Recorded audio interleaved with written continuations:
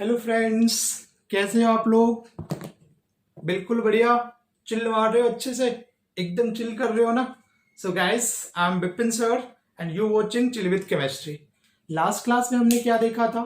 Mole concept, okay. And then फिर हमने empirical formula, molecular formula देखा था। और आज हम लोग क्या देखेंगे? Equivalent weight, okay. Just talking about equivalent weight. So guys, equivalent weight होता क्या है? Okay, so equivalent weight is nothing the weight of an element which combine with or displace from a compound by 1 parts by weight of hydrogen और 8 parts by weight of oxygen और 35.5 parts by weight of chlorine। ये बोलोगे sir तो आपने तो पढ़ दिया चुपचाप, okay.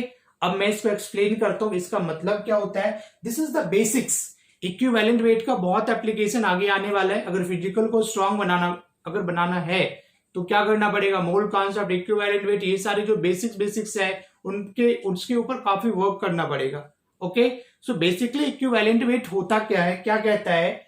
Hydrogen, oxygen and chlorine को यहाँ पे बच्चे क्या रेफरेंस बनाया गया है, ओके। तो कहता है किसी एलिमेंट का जितना वेट हाइड्रोजन के 1 ग्राम से या तो कंबाइन करेगा या फिर हाइड्रोजन को डिस्प्लेस करेगा, या फिर ऑक्सीजन के 8 ग्राम के साथ कंबाइन करेगा, या फिर क्लोरीन के 35.5 ग्राम से कंबाइन करेगा, तो वो वेट उस एलिमेंट का क्या कहलाएगा? इक्विवेलेंट वेट कहलाएगा। ठीक है, नहीं आया समझ में? कोई बात नहीं, अभी आएगा समझ में। जरा देखो यहाँ पे, मान लो कि हमने यहाँ पे कोई मेटल ले लिया, कोई एलिमेंट ले लिया, ठीक है। अब यहाँ पे जरा देखो, हाइड्रोजन है, बिल्कुल बेसिक्स अच्छे से समझो जरा यहाँ पे। So element M combines with hydrogen to form क्या? MH, दैट इज द क्या बोल सकते हैं उसको? मेटल हाइड्राइड बोलोगे ना। कोई भी एलिमेंट हाइड्रोजन के साथ कंबाइन करके क्या बनाता है? हाइड्राइड बनाता है ना, ठीक है। अब जरा सपोज करो यहाँ पे दिस इज कि if x gram element m, okay, combine with y gram of hydrogen, suppose करो, तो मान लो कि ये कुछ बनाया होगा क्या? Z ग्राम हाइड्राइड का फॉर्मेशन करा है, ओके। सो इस एलिमेंट का, इस मेटल का इक्विवेलेंट वेट क्या होगा? बात समझ में आ रही ना? तो मैंने क्या बोला कि इस एलिमेंट का जितना वेट हाइड्रोजन के कितने ग्राम से कंबाइन करना चाहिए? 1 ग्राम से कंबाइन करेगा, वही इस एलिमेंट का क्या कहलाएगा? इक्विवेलेंट वेट कहलाएगा। Is it clear? ओके। सो यहां पे क्या दिख रहा है मुझे कि देखो यहाँ पे x ग्राम, ठीक है ना, x ग्राम AM, ठीक है ना। मान लो यहां पे ऐसे लिखोगे कि y ग्राम जो हाइड्रोजन है, ठीक है, वो क्या हो रहा है बताओ? एलिमेंट के x ग्राम m के साथ क्या कर रहा है वो बताओ? कंबाइन कर रहा है ना। तो तुमको कितना भी निकालना बताओ, 1 ग्राम हाइड्रोजन कितने से कंबाइन करेगा? फिर x अपॉन में कितना हो जाएगा बताओ? y ग्राम होगा। होगा नहीं होगा? बोलो, होगा ना। तो ये जो तुम्हारा हो जाएगा इक्विवेलेंट वेट, जो हो जाएगा इक्विवेलेंट वेट ऑफ जो मेटल का यहां पे आप निकालोगे, सिंपली क्या हो जाएगा बताओ? x अपॉन में y हो रहा है, समझ में आ रहा है ना। और x मेरा क्या था यहाँ पे बताओ? Mass of element divided by क्या? y, और इनटू यहाँ पे क्या करना पड़ेगा बताओ? इनटू 1 कर दोगे, ठीक है। सो यहाँ पे क्या हो जाएगा बताओ? हाइड्रोजन के केस वाले में इक्विवेलेंट वेट इक्वल टू क्या लिखोगे यहाँ पे? वेट ऑफ एलिमेंट अपॉन में क्या हो जाएगा बताओ? वेट ऑफ हाइड्रोजन इनटू क्या कर दोगे? 1। तो वहां पे क्या निकल जाएगा? उस एलिमेंट का इक्विवेलेंट वेट फाइंड हो जाएगा। बिल्कुल बेसिक्स है, you have to understand, okay. मैंने यहाँ पे जरा क्या लिया है, देखो, सिंपली x ग्राम मेटल है, y ग्राम से कंबाइन करा, ठीक है। तो यहाँ पे बेसिक डेफिनेशन क्या कहता है? हाइड्रोजन को जो रेफरेंस माना गया है, क्या कहता है कि इस एलिमेंट का जो मास है ना, जितना मास हाइड्रोजन के 1 ग्राम से जितना कंबाइन करेगा, वही उसका क्या कहलाएगा? इक्विवेलेंट वेट कराएगा। यहाँ पे एक्सप्लेन कर दिया मैंने कि y ग्राम हाइड्रोजन हमने लिया था, x ग्राम मेटल से कंबाइन कर रहा है, 1 ग्राम कितने से करेगा? x अपॉन y इंटू क्या? 1 ही आएगा ना। बात समझ रहे हो आप? बोलो। जैसे मान लो कि यहाँ पे अगर मैंने क्वेश्चन दे दिया यहाँ पे, मान लो कि एन एलिमेंट, मान लो कि यहाँ पे मान लो कि 10 gram an element, okay, combined with 5 gram hydrogen, okay. So what is the equivalent weight of element, right? तो equivalent weight of element क्या होगा? फाइंड लिख लो simply, find the equivalent weight. Okay guys, find the equivalent weight. What will be the equivalent weight of this element, right? तो directly एक यहाँ पे क्या सकते हो, अगर इसका इक्विवेलेंट वेट अगर निकालना है, इक्विवेलेंट वेट, तो क्या लिखोगे बताओ? Weight of element. बात समझ में आ रही ना? Wait of element. या फिर इक्वेशन बना करके भी तुम दिखा सकते हो। यहाँ पे मान लो कोई मेटल है, ये हाइड्रोजन है, रिएक्शन कर रहा है कि एमएच, तो ये क्या दिया हुआ बताओगे? 10 ग्राम है। कितने से कंबाइन कर रहा है? 5 ग्राम से कर रहा है ना। तो अब यहाँ पे बेसिक डेफिनेशन क्या, यूनिटरी मेथड बेटा यूज कर लोगे कि 5 ग्राम हाइड्रोजन कितने से कंबाइन कर रहा है? 10 ग्राम किसी भी एलिमेंट के साथ। तो इसका 1 ग्राम कितने से करेगा? 10/5 इंटू कितना? 1, कितना आ गया बताओ? 2 ग्राम। ठीक है, तो ये जो 2 ग्राम निकला ना, वो इस मेटल का क्या कहलाएगा? इक्विवेलेंट वेट कहलाएगा। ओके, जरा कॉपी कर लो आप इसको। ठीक है, नहीं तो यहां भी पुट कर सकते हो ना, wait of element upon weight of hydrogen into 1 कर लोगे। मिटा दू ना इसको।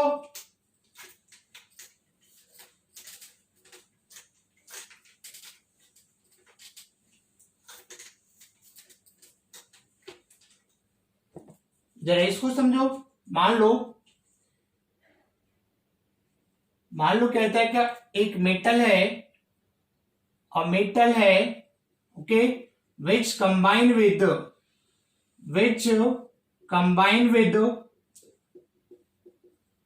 20 gram hydrogen, right, to form, yeah, to give, right, 80 gram metal hydride. Okay, find what is the equivalent weight of element, right? उस एलिमेंट का equivalent weight बेटा क्या होगा? तो बना लोगे आराम से। समझ में आ रहा क्या कह रहा? देखो, एक मेटल है जो हाइड्रोजन के साथ रिएक्शन करता है और ये क्या बनाता है? एमएच बनाता है, दैट इज क्या? मेटल हाइड्राइड फॉर्म हो रहा है। अब जरा इसका वेट देखो, दे रखा है कि ये 20 ग्राम है, ठीक है, और ये कितना बना रहा होता है मेटल हाइड्राइड? 80 ग्राम बना रहा है। बात समझ में आ रहा है ना? तो 20 ग्राम हाइड्राइड है, मेटल हाइड्राइड इतना हो गया, तो वेट ऑफ हाइड्रोजन 20 ग्राम। तो वेट ऑफ एलिमेंट अगर निकालोगे तो कितना निकल जाएगा बताओ? 80 माइनस 20 करोगे ना, बोलो। इस मेटल हाइड्राइड में 20 ग्राम क्या है? हाइड्रोजन है, तो बाकी जो बच रहा है 60 ग्राम, ये क्या बच जाएगा बताओ? निकल जाएगा ना यहाँ से, 60 ग्राम मेटल बच गया। ठीक है, तो इक्विवेलेंट वेट यहां से निकालोगे ना कि 20 ग्राम हाइड्रोजन कंबाइन कर रहा है, कितने? 20 ग्राम हाइड्रोजन कंबाइन कितने से कर रहा है? 60 ग्राम मेटल से करेगा। So you have to find क्या? 1 ग्राम। बेसिकली हाइड्रोजन जैसे आएगा 1 ग्राम लोगे, तो 1 ग्राम कितना हो जाएगा बच्चे बताओ? 60/20 इंटू क्या करोगे? 1। जो कैलकुलेट करके आएगा वही मेरा क्या हो जाएगा? इक्विवेलेंट वेट आ जाएगा। बात समझ में आ रहा है? गुड। दूसरा जरा देखो, ऑक्सीजन के टर्म्स में अगर मैं लूं, this is oxide method. Basic definition को एक्सप्लेन कर रहा हूं, अच्छे से समझना क्या बहुत जरूरी है। ऑक्साइड मेथड क्या होता है? व्हेन एन एलिमेंट या मेटल कंबाइन करता है ऑक्सीजन के साथ, तो क्या बनाता है बेटा बताओ? मेटल ऑक्साइड बनाता है। ये तुम्हारा क्या हो गया बताओ? मेटल ऑक्साइड हो गया। क्या बात समझ में आ रहा है आपको? है ना? कोई एलिमेंट है और ऑक्सीजन से कंबाइन करके क्या बनाएगा? मेटल ऑक्साइड बनाएगा। तो अब यहाँ पे डेफिनेशन में देखो क्या दिख रहा है। यहाँ पे मान लो कि x ग्राम मेटल है, वो किससे कंबाइन कर रहा है बताओ? y ग्राम ऑक्सीजन से। तो ये व्हाटएवर z ग्राम मेटल ऑक्साइड बना रहा है, तो यहाँ पे क्या हो जाएगा जरा देखो, y gram oxygen, okay, combine करता है कितने से? x ग्राम मेटल से कंबाइन कर रहा है, राइट। तो 1 ग्राम बेटा कितना से करेगा ऑक्सीजन? कितने से? x/y ग्राम हो जाएगा, ठीक है। और बेसिक डेफिनेशन क्या कहता है? 8 ग्राम से, ठीक है ना। तो 8 ग्राम ऑक्सीजन कितना से कंबाइन करेगा बताओ? x/y इंटू क्या? 8। ये हो गया ना। तो equivalent weight is equal to कितना लिखोगे यहाँ पे? x/y इंटू आप क्या करोगे? 8 करोगे। Means equivalent weight is equal to क्या हो जाएगा बताओ? Weight of element upon weight of oxygen into 8 करोगे, ये तुम्हारा निकल जाएगा क्या? इक्विवेलेंट वेट का फॉर्मूला, ठीक है। लर्न रखोगे उसको। समझ में आ रहा है? मिटाऊं क्या इसको? तो ऑक्सीजन के साथ अगर होता है तो क्या करोगे, क्या करोगे बताओ? Weight of element, wait of oxygen, और क्या करोगे इससे इंटू कर दोगे। बात समझ में आ रही है? जैसे हमने यहाँ पे लिया M+O ले लिया, M+O। ओके, अब जरा ये क्या बना रहा है बताओ? मेटल का ऑक्साइड बना रहा है ना, दिख रहा है आपको? मेटल का ऑक्साइड बना रहा है बच्चे, ठीक है। अब सपोज कर लो, मैं कुछ भी ले लू यहाँ पे, मान लिया कि हमने ये 20 ग्राम ले लिया, 20 ग्राम मेटल ऑक्सीजन के मान लो क्या 32 ग्राम के साथ कंबाइन कर रहा है। ओके, सो जस्ट क्या यूज करो? Unitary method. क्या हो जाएगा बताओ? नहीं तो डायरेक्ट ये फॉर्मूला में भी यूज कर लोगे ना, वेट ऑफ एलिमेंट कितना 20 अपन वेट ऑफ ऑक्सीजन कितना 32 इंटू क्या करोगे 8 कर लोगे। बात समझ में आ रहा है ना? तो यहाँ पे क्या हो जाएगा, 32 ग्राम ऑक्सीजन कंबाइन करता है कितने से? 20 ग्राम मेटल के साथ। ओके, तो 1 ग्राम ऑक्सीजन कितने से करेगा बताओ? 20 अपन में क्या करोगे 32, सो 8 ग्राम ऑक्सीजन कितने के साथ करेगा? 8 ग्राम ऑक्सीजन 20 अपॉन में 32 इंटू क्या 8, 8 4 जा 32, 5 कितना हो जाएगा बताओ? 5 gram. This is your equivalent weight निकल जाएगा।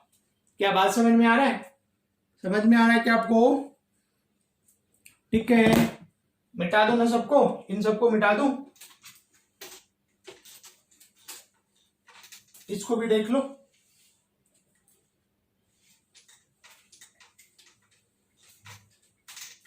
तो क्या आप कैलकुलेट कर लोगे ना? सिंपली मान लो कि हमने ये दे दिया है, बताओ Mg+O2 दिया हुआ है, ठीक है, और ये बनाता है कि MgO। मान लो इक्वेशन दिया हुआ है, पुट कर लो इसको, दिस वन, ठीक है। ये आई थिंक O2 है, ये 2MgO है। बात समझ में आ रहा है? अब यहाँ पे अगर पूछता है तुमसे कि बताओ इस मैग्नीशियम का कितना हुआ इक्विवेलेंट, ठीक है, तो इक्वेशन से आ जाओगे। मैग्नीशियम कितना है बताओ? यहाँ पे एटॉमिक मास कितना होता है? 1 मोल मैग्नीशियम कितना होगा बताओ? 24 ग्राम ना, एटॉमिक मास के बराबर होता है, भूल गए? तो 2 मोल्स है, तो कितना हो जाएगा ये बताओ? 48 ग्राम हो जाएगा, ठीक है। और ऑक्सीजन यहाँ पे कितना हो जाएगा बताओ? 32 ग्राम। 16 इंटू 2 करोगे, क्लियर है? तो यहां से क्या दिख रहा है बताओ? कि 32 ग्राम ऑक्सीजन कंबाइन किससे कर रहा है बताओ? 48 ग्राम से कर रहा है ना। तो कितने से मेरे को निकालना है? 8 ग्राम से निकालना है। तो कितना हो जाएगा? 48 अपॉन में 32 इंटू क्या करोगे 8, 8 4 जा कितना हो गया 32, और ये कितना हो जाएगा दिस वन 12, ठीक है। तो मैग्नीशियम का जो इक्विवेलेंट वेट निकला बेटा यहाँ पे कितना निकल रहा है बताओ? 12 ग्राम निकल रहा है। बात समझ में आ रहा है? Okay, a metal combined with 64 gram oxygen to form 128 gram metal oxide. Find the equivalent weight. Very simple, कर लोगे ना? मेटल ऑक्साइड है, एक मेटल है, ऑक्सीजन है, मेटल ऑक्साइड बना रहा है, इसका x ग्राम है, कितने से रिएक्शन कर रहा है बताओ? 64 ग्राम, ठीक है। और ये कितना बना रहा है? 128 ग्राम बना रहा है। बात समझ में आ रहा है ना? तो यहाँ पे अगर वेट ऑफ है ना मेटल, यहाँ पे कितना हो जाएगा बताओ? वेट ऑफ मेटल कितना हो जाएगा? 128 माइनस क्या करोगे 64, तो आई थिंक कितना आ जाएगा? 64 आ जाएगा। So equivalent weight, simple equivalent weight निकालोगे तो वेट ऑफ एलिमेंट कितना होगा बेटा? 64 अपॉन में कितना करोगे? 64 इंटू कितना करोगे 8, ये कैंसिल हो गया, कितना आ गया बताओ? 8 ग्राम आ गया उस एलिमेंट का क्या इक्विवेलेंट वेट। तो फाइंड कर लोगे ना, कॉपी कर लो।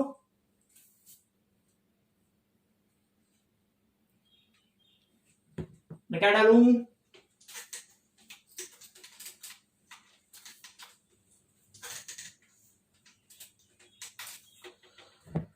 क्लोराइड मेथड से, क्लोराइड मेथड। ओके, सो क्लोराइड मेथड में क्या होगा कि मेटल है वो किसके साथ कंबाइन करता है? क्लोरीन के साथ में मेटल का क्लोराइड बनाएगा। This is MCl, this is metal chloride, metal chloride. Okay, अब ये यहां पे क्या है बेटा?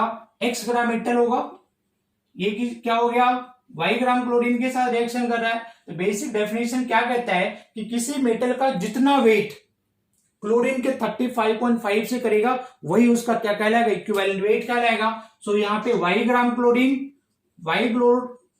Chlorine combined with x gram of क्या m, that is the metal. So 1 gram कितने से कंबाइन करेगा बताओ, कितने से, x अपॉन में y ग्राम, ठीक है। तो कितना में निकालोगे, 35.5 ग्राम में निकालोगे, x अपॉन में y इंटू 35.5, यही निकलेगा ना। सो यहाँ पे बेसिकली याद रखोगे क्या फॉर्मूला बनेगा, equivalent weight in terms of क्या, एलिमेंट किसके साथ, क्लोराइड मेथड के साथ में। यहाँ पे क्या लिखोगे, वेट ऑफ एलिमेंट और वेट ऑफ क्या, metal divided by weight of chlorine, जो भी दिया हुआ रहेगा, ठीक है, इनटू आप क्या कर लोगे, 35.5 कर लोगे। दिस इज योर फॉर्मूला, ठीक है, इक्विवेलेंट वेट का हो गया। क्या लिख लिया, अब मिटाऊं इसको, मिटा दू ना, गुड।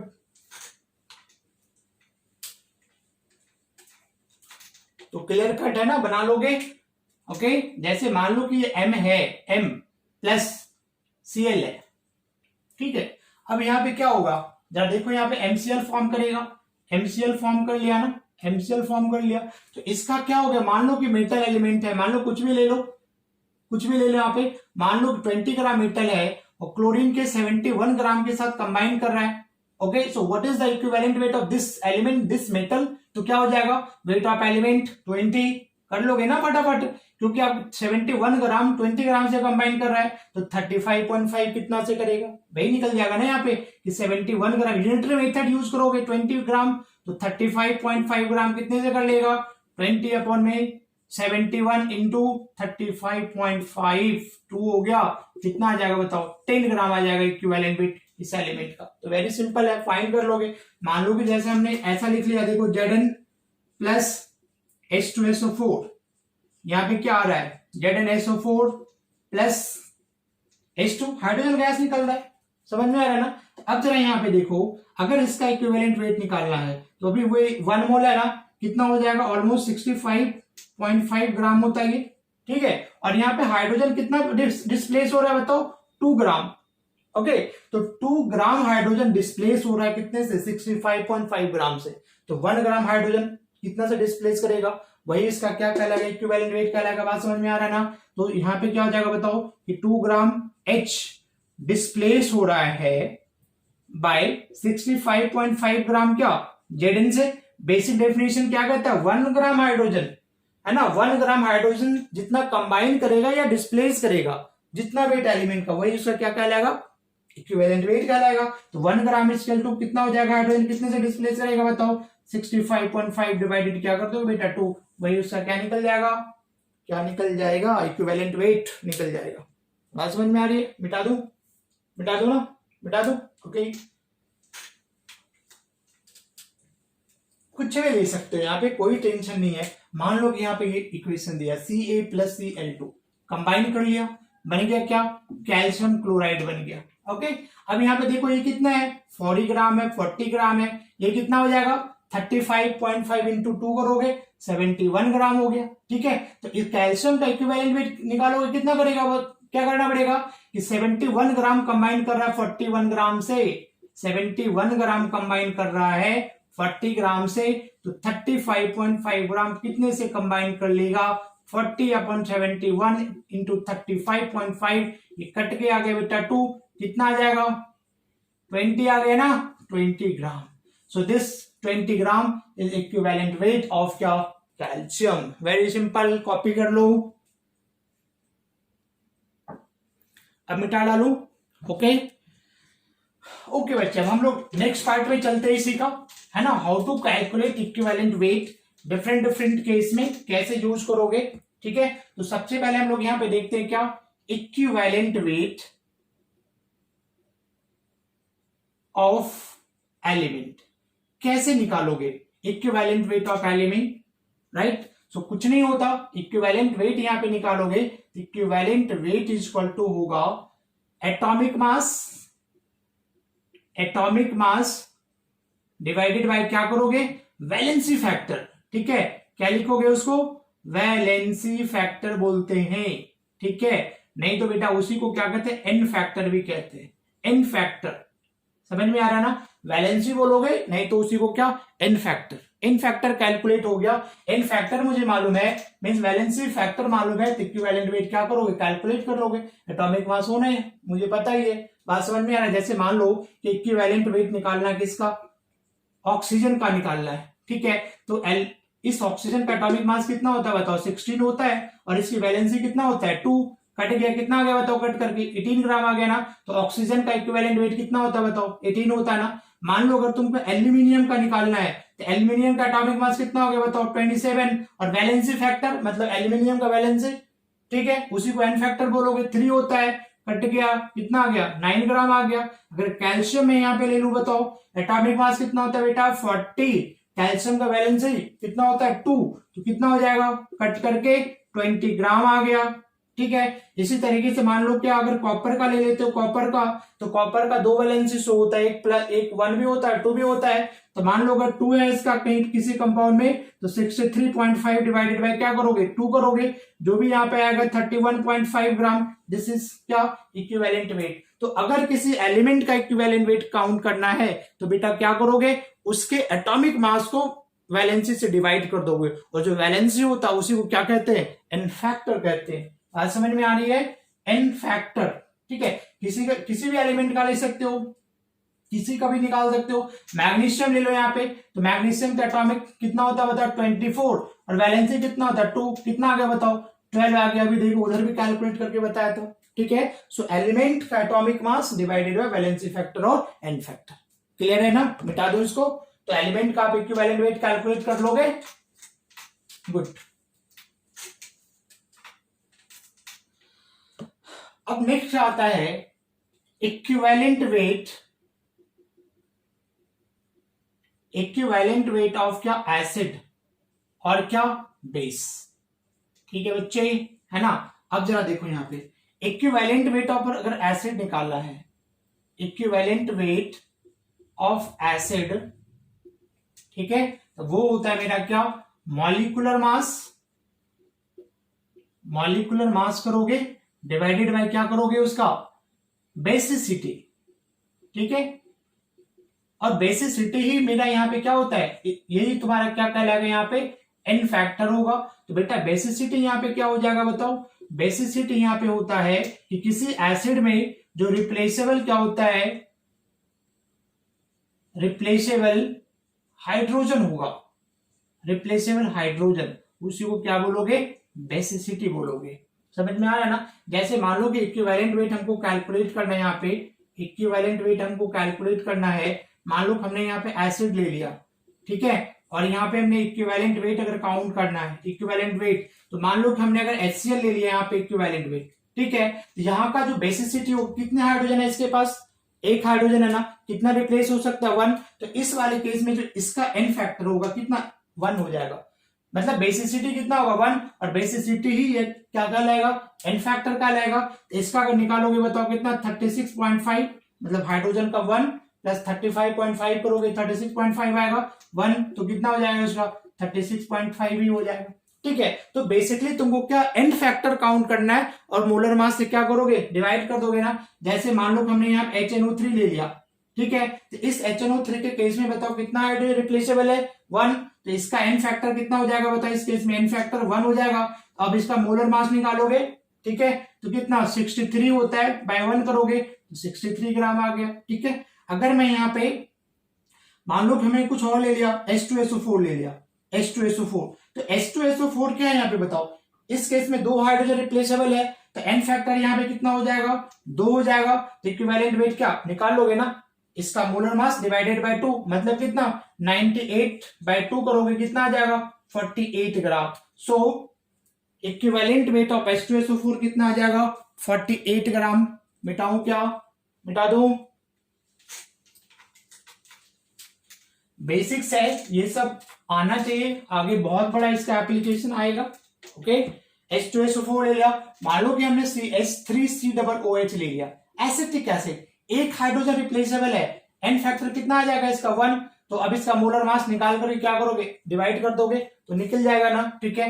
मैंने यहाँ पे फॉर्मिक एसिड ले लिया, कितना हो जाएगा बेटा एन फैक्टर अगेन 1 आ जाएगा, मोलर मास लोगे इक्विवेलेंट वेट निकालने के लिए m/1 कर दोगे, जो भी मोलर मास आएगा इसमें भी क्या हो जाएगा equivalent weight molar mass divided by क्या कर दोगे 1 कर दोगे, तो वो क्या आ जाएगा तुम्हारा इक्विवेलेंट वेट आ जाएगा।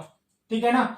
हमने यहाँ पे ले लिया HClO4, अगेन एन फैक्टर कितना होगा बेटा 1, एक हाइड्रोजन है तो इक्विवेलेंट वेट कितना हो जाएगा m/1 कर दोगे। चल परेशानी नहीं है ना, समझ में आ रहा है। ओके अब जरा देखो यहाँ पे हमने लिया H3PO4, very important compound, this is phosphoric acid, phosphoric acid. तो फॉस्फोरिक एसिड क्या होता है, देखो इसका फॉर्मूला अगर देखोगे स्ट्रक्चर ये होता है, याद रखना। देखो एक तो फॉस्फोरस ऑक्सीजन क्या होता है डबल बॉन्ड हो गया, कितने ऑक्सीजन है 4, एक ये बन गया, बाकी बच रहा है 3, तो यहाँ पे 3 ऐसे ऐसे लगा दो। ठीक है, हाइड्रोजन कितना हो गया 3, तो ये लगा दे OH OH। तो यहाँ पे इसकी जो बेसिसिटी होगी, बेसिसिटी इसकी होगी कितनी 3 होगा, है ना। और इसी को क्या बोलोगे एन फैक्टर, मतलब क्या 3 आ गया। H3PO3 अगर लेते हो, H3PO3 लोगे तो इसका स्ट्रक्चर होता है दिस वन, 3 ऑक्सीजन था, 1 2 और ये क्या 3, एक जो बचेगा क्या लगेगा हाइड्रोजन, ये H हो गया, ये H हो गया। यहाँ पे क्या देखोगे जो हाइड्रोजन ऑक्सीजन के साथ प्रेजेंट है वही क्या करेगा, ये एसिड देगा, H+ आयन देगा। पढ़े हो ना 10th क्लास में एसिड क्या होता है, विच गिव H+ आयन। ठीक है, कौन देगा, जो ऑक्सीजन के साथ प्रेजेंट है। सो इस केस में इसकी बेसिसिटी कितनी हो जाएगी, इसकी बेसिसिटी होती 2 और वही तुम्हारा क्या होगा एन फैक्टर कहलाएगा। This is phosphorous acid and H3PO2 this is hypophosphorous acid. ये लिखा, 2 ही ऑक्सीजन है, ये बाकी क्या लगेगा HH। ओके अब यहाँ पे H आ गया, तो इसका जो बेसिसिटी है राइट कितना आ गया 1, मींस एन फैक्टर कितना हो गया इसमें 1। बहुत इंपॉर्टेंट है, ऐसा नहीं 3 हाइड्रोजन है तो जैसे देखा अच्छा बेसिसिटी 3 है एन फैक्टर 3 हो गया, नहीं। इसको थोड़ा सा दिमाग में इसके स्ट्रक्चर रखोगे, H3PO2 का 1, H3PO3 2, H3PO4 3 होता है। तो इस केस में इक्विवेलेंट वेट कितना हो जाएगा बताओ, इसका अगर इक्विवेलेंट वेट निकालोगे तो m बाय क्या करोगे 1, जो भी मोलर मास आएगा। इसमें अगर इक्विवेलेंट वेट निकालोगे क्या हो जाएगा बताओ m/3 हो जाएगा। और इसका इक्विवेलेंट वेट कितना हो जाएगा बेटा बताओ, इसका इक्विवेलेंट वेट कितना हो जाएगा m/2 हो जाएगा। बात समझ में आ रही हो, कर लो कॉपी।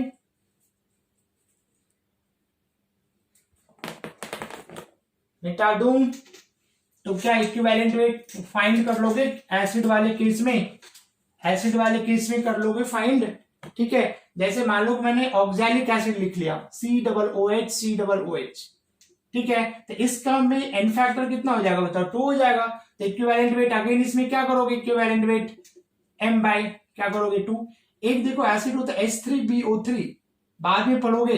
ठीक है ना, this is boric acid, boric acid. और इसका जो स्ट्रक्चर होता है वो स्ट्रक्चर होता है बोरोन OH OH और ये होता है क्या OH।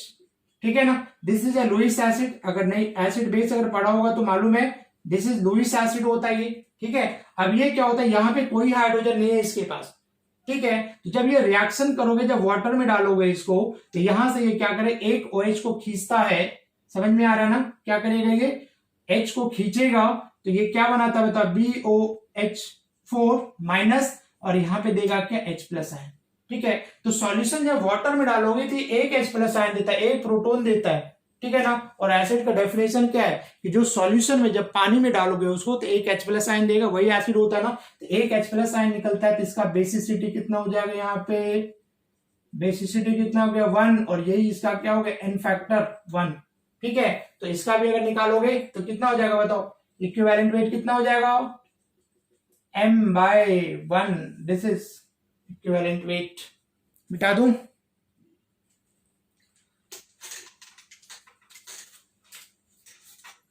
चलो जी, ये तो मैंने बात किया क्या एसिड और बेस का। ठीक है, 10th क्लास में भी एसिड पढ़ा होगा, एसिड बेस पढ़ा होगा। इक्विवेलेंट वेट किसका, बेस का देखोगे तो क्या करना है, molar mass divided bye acidity. Okay, और ये जो एसिडिटी होता है वही तुम्हारा क्या एन फैक्टर कहलाएगा, एन फैक्टर कहलाएगा। ठीक है ना, अभी एसिडिटी क्या होता है, number of replaceable hydroxyl ion OH minus ion, ठीक है, वही क्या कहलाएगा, एसिडिटी। उल्टा सोचोगे, एसिड के केस में बेसिसिटी और बेस के केस में एसिडिटी। जितना OH माइनस आयन रिप्लेसेबल होगा, जैसे मान लो हमने यहाँ पे लिया क्या, NaOH ले लिया, ठीक है ना, तो इसका जो एसिडिटी होगा, इसमें एसिडिटी कितना है बताओ, बोलोगे ना एक ही OH है यहाँ पे, तो एसिडिटी 1 हो गया, मतलब N फैक्टर इसका कितना हो जाएगा बताओ, 1 हो जाएगा N फैक्टर। बात समझ में आ रहा है ना। तो अब यहाँ पे क्या करोगे, इसका अगर इक्विवेलेंट वेट निकालोगे तो मोलर मास अपन है ना 1 करोगे, कितना होता है NaOH का, 40/1 कितना हो गया, 40 ग्राम। इसका क्या हो जाएगा, इक्विवेलेंट वेट हो जाएगा। अगर तुमने कैल्शियम हाइड्रोक्साइड ले लिया बेटा, ठीक है, तो अब देखो N फैक्टर यहाँ पे कितना आ जाएगा, बोलो N फैक्टर क्या बोलोगे, 2, तो इक्विवेलेंट वेट कितना आ जाएगा, इक्विवेलेंट वेट क्या कर लोगे आप, m/2। समझ में आ रहा है ना। तो यहां से क्या करोगे, बेस का कैलकुलेट कर लोगे, वेरी इजी, मिटा दो इसको।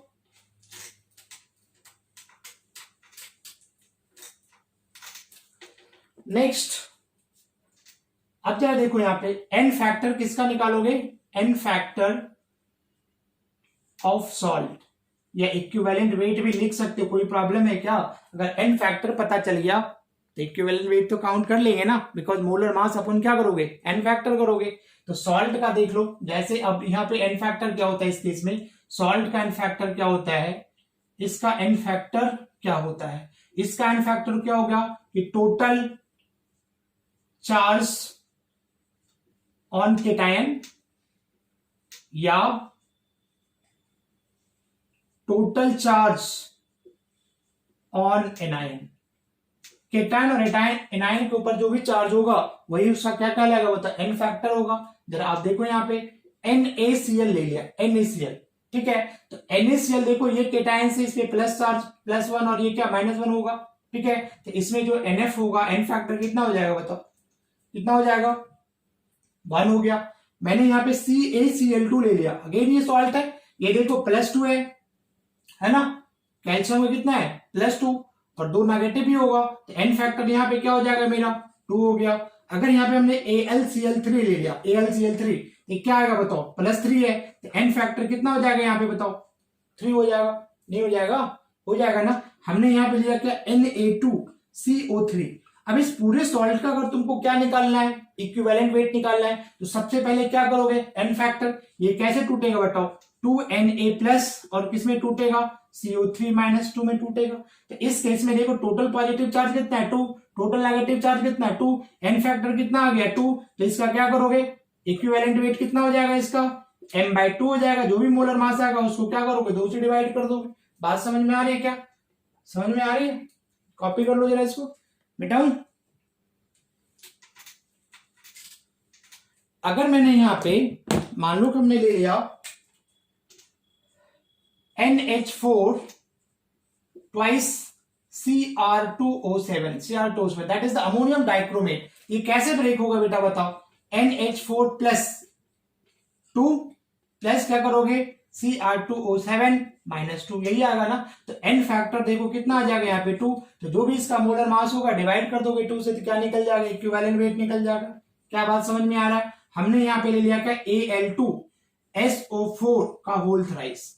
बात जरा समझ में आ रही है। तो जरा देखो यहाँ पे ये 2 है, यहाँ पे ये 3 है ना, चार्ज क्या होता है, क्रॉस मल्टीप्लाई करोगे ना, मतलब एल्यूमिनियम के ऊपर कितना चार्ज होगा 3 और सल्फेट पे कितना चार्ज होगा 2, पढ़ा होगा ना ये 10th क्लास में। तो ये बताओ इसको ब्रेक करोगे तो ब्रेक करने के बाद ये कैसे टूटेगा बताओ, 2 से 2 एल्यूमिनियम है ना, तो लिखोगे 2Al और इसके ऊपर चार्ज कितना है 3, कितना लिखोगे +3 प्लस कितने से इंटू करेंगे 3 सल्फेट है ना, तो 3SO4 और ये क्या हो गया -2। अब जरा देखो टोटल कितना 2 3 जा 6, N फैक्टर कितना आ जाएगा, N फैक्टर आ जाएगा 6 आ जाएगा। तो इसको क्या करोगे 6 से डिवाइड कर दोगे इसके मोलर मास को, तो क्या निकल जाएगा उसका इक्विवेलेंट वेट निकल गया। मिटाऊं क्या जरा,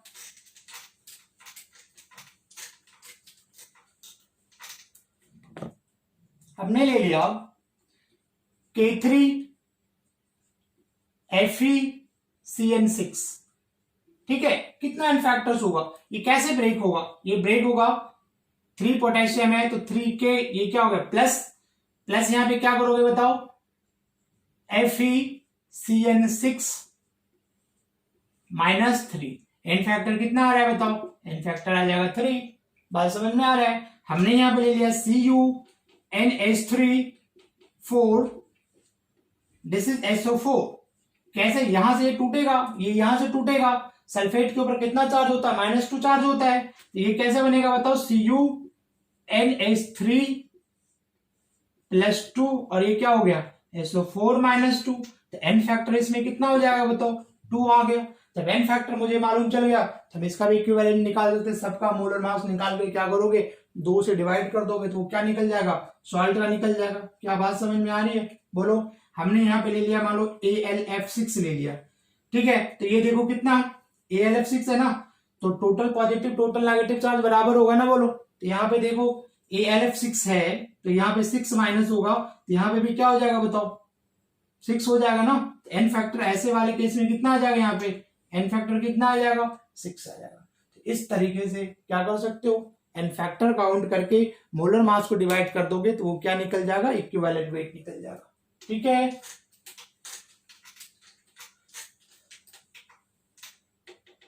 next, equivalent weight of oxidising and reducing agent, okay, equivalent weight of oxidizing and reducing agent। तो यहां पे equivalent weight क्या हो जाएगा बताओ, equivalent weight इक्वल टू क्या हो जाएगा, मोलर मास है ना ऑफ क्या, ऑक्सीडाइजिंग एजेंट या फिर रिड्यूसिंग एजेंट डिवाइडेड बाय क्या करोगे, एन फैक्टर करोगे बेटा, ठीक है ना, एन फैक्टर करोगे। तो इस केस में जो एन फैक्टर आप निकालोगे, एन फैक्टर यहां पे क्या हो जाएगा, एन फैक्टर यहां पे होगा change in oxidation number, change in oxidation number per mole, right. So change in oxidation number क्या है ना, इसके लिए मुझे क्या रेडॉक्स रिएक्शन पढ़ना पड़ेगा। You have to find oxidation number. जब ऑक्सीडेशन नंबर निकालना आएगा तभी क्या करोगे, चेंज निकालोगे, तभी वो क्या होगा, एन फैक्टर होगा। समझ में आ रहा ना। सो अपना जो नेक्स्ट लेक्चर होगा guys, that is the redox reaction. हम लोग सीखेंगे ऑक्सीडेशन नंबर फाइंड करना, how to calculate oxidation number. और जब ऑक्सीडेशन नंबर कैलकुलेट करना सीख जाएंगे, इक्वेशंस को बैलेंसिंग करना सीख जाएंगे, तो वहां से आप क्या करोगे, एन फैक्टर काउंट करोगे, और एन फैक्टर जब काउंट हो जाएगा तो इसका इक्विवेलेंट वेट हम इजिली फाइंड कर सकते हैं। Okay, so thanks for watching. और अगर ये आपको अच्छी लगती है तो please share it. Okay, thank you.